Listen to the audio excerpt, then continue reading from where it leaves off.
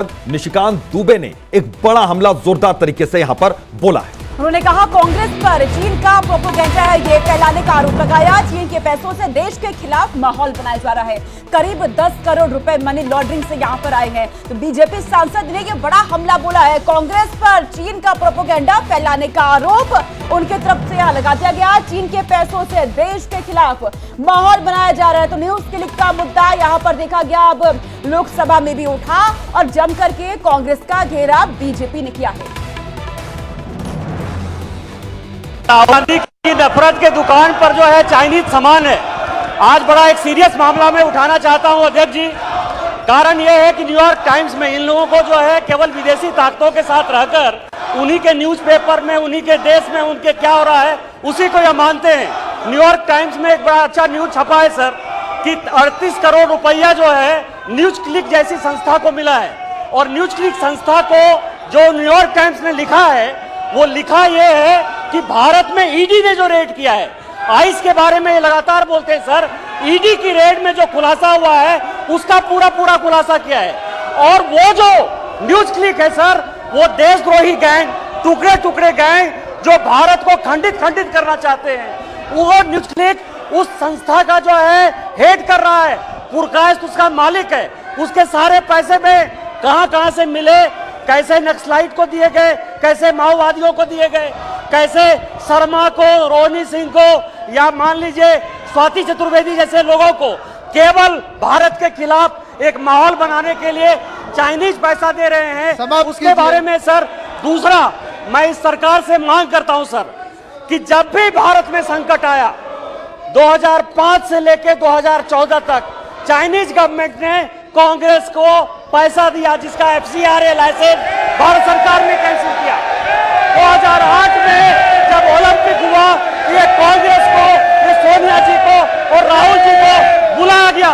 2017 में जब डोकलाम हो रहा था, उस डोकलाम के समय सर ये चाइनीज के साथ बातचीत कर रहे थे। जो हिंदू चीनी भाई नेहरू की जो नीति थी, उस नीति को ये बढ़ाना चाहते हैं, ये भारत का विभाजन करना चाहते हैं। और इसमें ये चाइनीज के साथ मिलकर ये कांग्रेस देश को तहस-नहस करना चाहती है। और इस बीच एक और बड़ी खबर सामने आ रही है। कांग्रेस नेता राहुल गांधी की लोकसभा सदस्यता बहाल कर दी गई है, जिसके बाद इंडिया यानी कि INDIA गठबंधन के नेताओं ने जश्न मनाया है। तो एक दूसरे को मिठाइयां बांटी गई, खिलाई गई। दिल्ली कांग्रेस ऑफिस के बाहर समर्थक आज ढोल नगाड़ों के साथ पहुंचे थे, जमकर थिरकते हुए नजर आए। आज राहुल रिटर्न्स की तस्वीरें टीवी स्क्रीन पर आप देख रहे हैं कि सदस्यता बहाली होने पर कैसे समर्थक बेहद खुशी से झूमते हुए नजर आए। और दफ्तर में एक दूसरे को मिठाइयां खिलाई गई है, ढोल नगाड़े बजाए जा रहे हैं, जश्न का माहौल। राहुल गांधी की संसद की सदस्यता बहाल कर दी गई है। उन पर जो केस चल रहा था मानहानि का, उससे उन्हें राहत मिल चुकी है। और इसी के बाद कांग्रेस नेताओं में जश्न का माहौल बना हुआ है। का तरीका है कि लोगों की सदस्यता ले लें। हमें उम्मीद है औरों की भी सदस्यता वापस होगी। मोहम्मद आजम खान साहब, उनके बेटे या बहुत सारे भारतीय जनता पार्टी के इशारे पर सदस्यता छीनी गई है। और अब ये भी देखना है कि कुछ लोगों के खिलाफ हुआ है तो उनकी सदस्यता जाएगी कि नहीं जाएगी। भारतीय जनता पार्टी ने एक सिंह गर्जना को रोकने की कोशिश की थी। राहुल गांधी इज बैक, और फिर उनकी सिंह गर्जना चालू रहेगी। लेकिन मेरी समझ में एक चीज नहीं आती, ये भाजपा क्यों अपने खिलाफ उठने वाली आवाज को बंद करने की कोशिश कर रही थी। कांग्रेचुलेट करते हैं और स्पीकर साहब का भी धन्यवाद करते हैं कि उन्होंने कोई विलंब नहीं किया और राहुल गांधी जी की सदस्यता को रिस्टोर किया। Thank you. पहली प्रतिक्रिया मेरी यही होगी कि दायरे में सिमट के आया है, हर रवायत से हट के आया है। आंधियों को जरा खबर कर दो, शेर वापस पलट के आया है। राहुल गांधी जी की सदस्यता बहाल हुई, हालांकि शनिवार को ही हो जानी चाहिए थी, लेकिन हम तो आपने सुना कि क्या कहा गया यहां पर। राहुल की सदस्यता बहाली पर बोले प्रहलाद जोशी कि नियम के अनुसार ही फैसला हुआ है।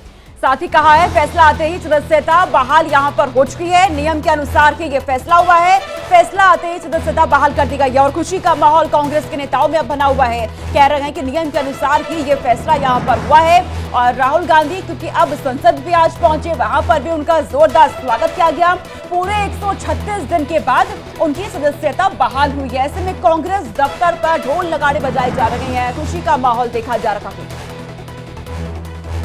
वो फ्राइडे आ गया है और सैटरडे संडे शायद नहीं होगा। वो स्पीकर आज निर्णय किया है और क्या है, आज तो जो फ्राइडे होने के बाद आज तो रिस्टोर हो गए ना।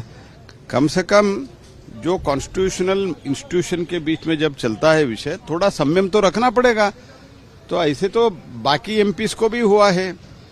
तो इसलिए जो कानूनी प्रक्रिया है, संवैधानिक प्रक्रिया है, वो प्रक्रिया हमने बिना डिले किया है। कांग्रेस जानबूझकर देरी की गई है सर। उसी समय नहीं क्या उसी समय का सुप्रीम कोर्ट डिसीजन आने के बाद ऑर्डर कॉपी पूछा था, ऑर्डर देने के बाद तुरंत कर दिया है। तुरंत की सदस्यता ली थी तो 24 घंटे के नहीं वो तो उस दिन वर्किंग आवर था। तो राहुल की संसद वापसी पर बोले अखिलेश, राहुल गांधी और सुप्रीम कोर्ट को बधाई दी है। आजम खान की भी सदस्यता वापस को अखिलेश यादव कहते नजर आए हैं। तो सदस्यता छीनना बीजेपी का तरीका है। अखिलेश यादव ने यह भी आरोप लगाया बीजेपी ने लोकतंत्र को कमजोर किया। अखिलेश यादव ने जहां एक तरफ राहुल गांधी की संसद की सदस्यता बहाली पर जश्न मनाया, खुशी का इजहार किया, साथ ही साथ उन्होंने आजम खान का भी जिक्र किया और कहा कि उनकी भी सदस्यता वापस लाई जाए। तो राहुल गांधी की सदस्यता वापस मिलते ही अब अखिलेश यादव का भी ये बयान, बीजेपी ने लोकतंत्र को कमजोर कर दिया है। राहुल के संसद वापसी पर अखिलेश यादव ने बधाई दी है उनको भी और सुप्रीम कोर्ट को भी। सुनिए क्या कहा। सबसे पहले तो माननीय सुप्रीम कोर्ट को बधाई, जिसकी वजह से पूरे देश की जनता का लोकतंत्र पर भरोसा बढ़ा है, न्यायालय पर भरोसा बढ़ा है। और हमें उम्मीद है कि जिस तरीके से भारतीय जनता पार्टी का जिस तरीके से काम करने का तरीका है कि लोगों की सदस्यता ले ले, हमें उम्मीद है औरों की भी सदस्यता वापस होगी। मोहम्मद आजम खान साहब, उनके बेटे या बहुत सारे भारतीय जनता पार्टी के इशारे पर सदस्यता छीनी गई है। और अब ये भी देखना है कि कुछ लोगों के खिलाफ हुआ है तो उनकी सदस्यता जाएगी कि नहीं जाएगी। उधर राहुल की सदस्यता बहाली पर बोले खड़गे की कांग्रेस अध्यक्ष मल्लिकार्जुन खड़गे का यह बड़ा बयान सामने आया कि देश के लोगों के लिए राहत भरी खबर है। कांग्रेस के अध्यक्ष मल्लिकार्जुन खड़गे ने भी अपना बयान दे दिया। कह रहे हैं देश के लोगों के लिए राहत भरी खबर है क्योंकि यहाँ पर कांग्रेस नेता राहुल गांधी पर जो केस चल रहा था वो वापस ले लिया गया है। वहां उन्हें राहत मिल गई है। मानहानि के केस में संसद की सदस्यता उनकी बहाल हो चुकी है।